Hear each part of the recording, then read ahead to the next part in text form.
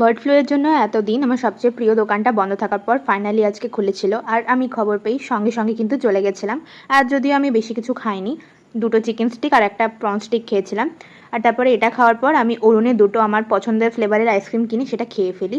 আর এত কিছু খাওয়ার পর আমার রাতে একদম খিদে পাচ্ছিল না, কিন্তু 12টার দিক করে খুব খিদে পেয়ে যায়, যার জন্য আমি তাড়াহুড়ো করে নুডলস বানিয়ে নিই। তো ফার্স্টে আমি ডিমের ভুজিয়াটা করে নিই, তারপর তেলটা একটু বেশি দিয়ে একটু রসুন কুচোনো, পেঁয়াজ আর লঙ্কা দিয়ে ভালো মতো ফ্রাই করে আগে থেকে সেদ্ধ করে রাখা নুডলসগুলোকে আমি দিয়ে দিই।